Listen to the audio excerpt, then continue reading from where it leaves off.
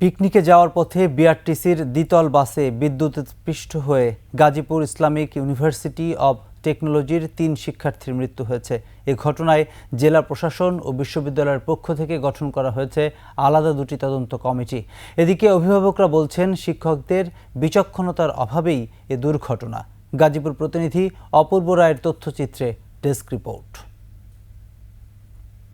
সকাল 11:15টার দিকে উপজেলার তেলিহাটি ইউনিয়নের উদয়খালী গ্রামে ঘটনা ঘটে।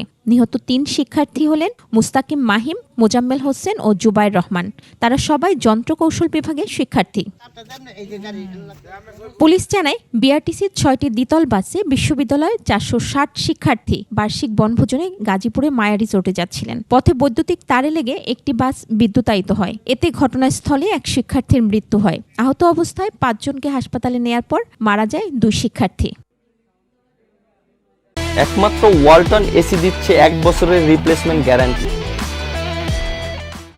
ময়মনসিংহ মেডিকেল কলেজ হাসপাতালের এমার্জেন্সি মেডিকেল অফিসার জানান 3 জন ছাত্র হাসপাতালে আসার আগেই মারা গেছে এবং আহত 2 জনকে চিকিৎসা দেওয়া হচ্ছে। তবে তারা আশঙ্কা মুক্ত বলে জানান তিনি। গাড়িয়ানো চাপাইছে ওরা গাড়ি লাহি তার মধ্যে বাজে গেছে গা বাজে যাওয়ার পরে পুরো গাড়ি কারেন্ট হয়ে গেছে।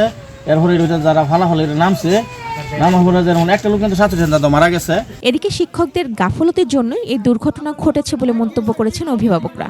তা আমি অফিসে এসে যাওয়ার আগেও ওই বাসে উঠেও আনন্দ করছে এরকম একটা ভিডিও পাঠালো। হঠাৎ করে 9টা থেকে দেখি যে আর মোবাইল রিসিভ করে না। ঘটনা তদন্তে আলাদাভাবে 2টি কমিটি গঠন করা হয়েছে।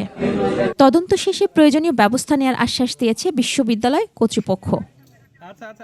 মহিমা পলি, ডেস্ক রিপোর্ট, 21 টেলিভিশন।